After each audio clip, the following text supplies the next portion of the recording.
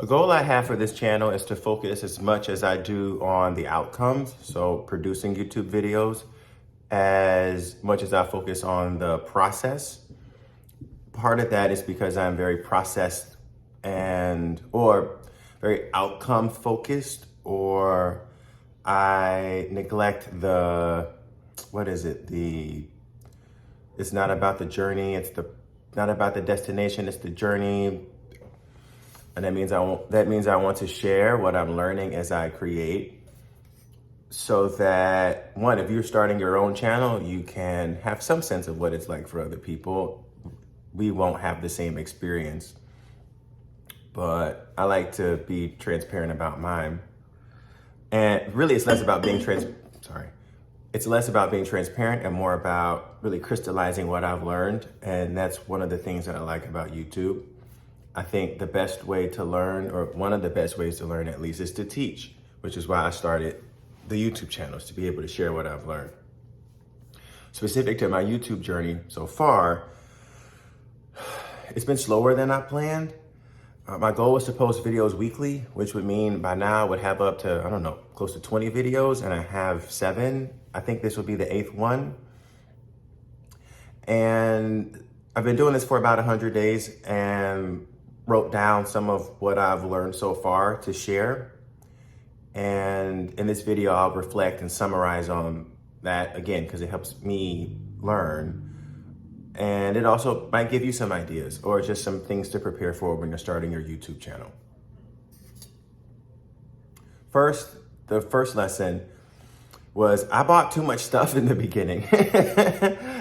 Every YouTube video I watched was like, just get started with your phone. I was like, no. I bought this teleprompter that I was going to use like with my iPad, and I bought this really big tripod. I bought a music subscription, which I use the same song over and over again. I bought this microphone. I am now, maybe I'll have this on B-roll. I have like this really cheap tripod that I'm using to film this right now that has been the most reliable and easiest to set up. I do use Storyblocks a lot, but that was like $300. I got the annual subscription, so I use that a lot. I have a desire to use Canva, which I've not quite mastered. And I also bought a course, contentcreator.com, and it's actually been pretty good. But the point here is that everybody was like, you have enough to get started, like, don't wait. And I was like, no, that's not me. I have to get everything in place. And it was a lie. I had everything that I needed. And actually the stuff that I'm using now, the Storyblocks, Canva, all of that, I don't really need. The second lesson I learned was I had to reprioritize this into my daily or weekly goals. Outside of this, I play piano, classical piano, and I just got a new teacher who I think is great. And I give piano 30 to 45, sometimes an hour a day. And with YouTube, this was something else I noticed, is that it's a lot more than just making the video. Like intellectually, I understood that, but once I got going, I realized, oh, like this is taking more time than I thought.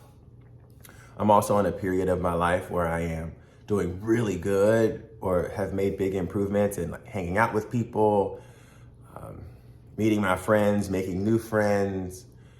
Work is stressful, and so it's nice to have balance between like hobbies that I just pursue for fun, and YouTube I want to be fun, not a job. And so it's hard because I say I want to publish every week, but I'm trying to remember that I have my own timeline. This is supposed to be a hobby. It's supposed to be fun. Right now, I have enough stuff that I'm serious about. And there's really no pressure other than the pressure that I put on myself, but it still takes some effort to figure out how do I work this into my weekly or monthly workflow. The third thing I learned is that I was trying to do too much before establishing a reliable system. One video I watched, Primal Video, I think that's their YouTube channel. Maybe I can link it here. That was helpful in helping me come up with a workflow. I was trying to do the thumbnail and the intro and B-roll and transitions and music and lighting and edit it. Like, there's a lot of stuff to do. And I was trying to make improvements too fast. So I was like, oh, this next video, I want to make this thumbnail. And it was like, no, like, just make a video. Just like make the video and pick one thing that you want to improve for the next like 5 and only focus on improving that. I think I want to get back into that habit. I've started to procrastinate making videos because I've been nervous of, like, it just felt like takes so much effort to get going.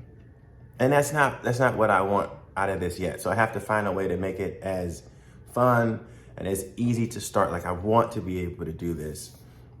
Piano, I don't want to play every day, but most days I do. And even while I am playing, sometimes it is frustrating, but that doesn't mean that I don't want to play. It just means that I have to improve my skill level to be able to play what I want to play. And I think the same is true for YouTube, right? It's just it's a numbers game at this point. Got to create to learn which systems work for me. The fourth thing I've learned is about confidence.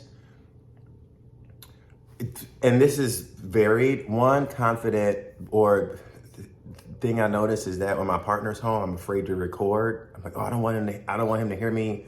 I don't want him to hear me make a mistake, most likely. And so that's been weird, where it's just us in here and we can't always not be here. But so that's something I didn't expect. I'm also really nervous to talk about the YouTube channel to people. I've been thinking like, oh, people are they're gonna watch my videos and say, oh, this guy's terrible. Like, he just started, like, what's his niche? And people ask me like, oh, what do you do your niche on? And everything I've said in my niche about like change management, like, I've barely talked about it. And it's because I don't know what my niche is yet. Funny, well, maybe not a funny story. I've had a podcast before, maybe 2 podcasts before, and I would say, oh, I'm gonna talk about these specific topics. And that was cool, but I found in my podcast, I would end up just talking about my life and what I learned or what I did or this problem I had. And I thought, ugh, you are so absorbed with yourself. Nobody wants to hear you talk about this stuff. But that's the real stuff of life that was bothering me or things that I was struggling with. So I'm nervous about the idea of not having a niche. I'm nervous about people not liking my channel. But sometimes nervousness or insecurity can help, because it's like, well, if I'm nervous to say what I do, why? Are there things that I can actually improve on? For sure. I think the biggest thing to improve on is, like, you have to start somewhere with things. Nobody knows how to make a YouTube video out of the womb. And I'm practicing. And what kind of person looks down on people starting things and trying to learn things? That's weird. They're weird, not me. The 5th thing that I learned is about that people are supportive, like much more supportive than I thought. I've told one of my newer friends that I started the channel. She was like, oh my God, I'm so happy for you. And I told some people at work and they're like, oh my God, I don't want to watch. And I was like, oh, people, like, I forgot, like, in my head, it's, I'm so hard on myself, and I think, oh, there's no way I'm ready to share this with more people, to get more critiques. But if my friends started a channel and they're like, can you watch my videos? I'd be like, duh, like, of course I would watch it. And I was like, Bruce, why would people not do the same thing for you?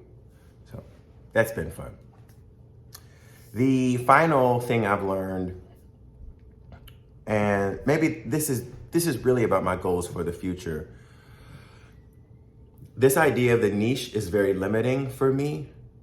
And my goal with this is the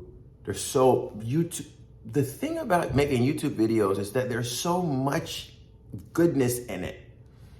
There's the technology component. So learning like different systems and like learning how to use the phone.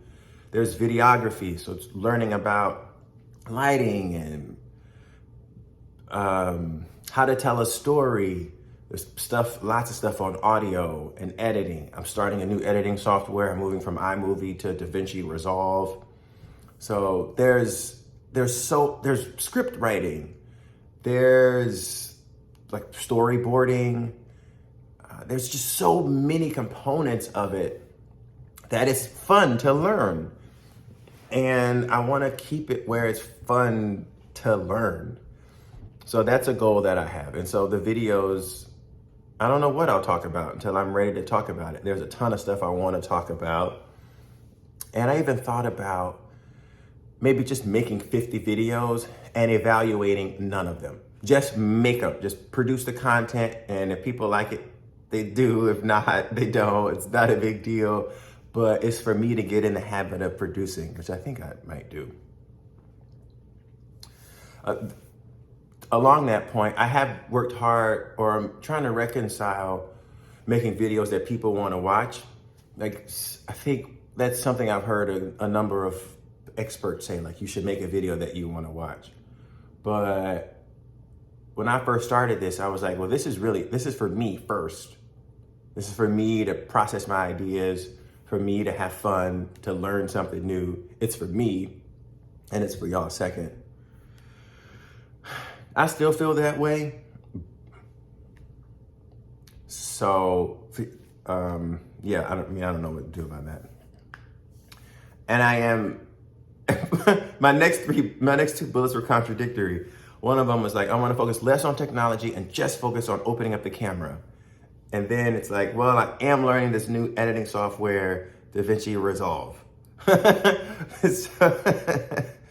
But yeah, I mean, my thumbnails right now are terrible. I've not figured out how to use Canva. And I'm like, you're trying to do too much. So I think my goal for this and the next 4 videos is just to make the video. I think trying to figure out DaVinci Resolve is gonna be hard enough.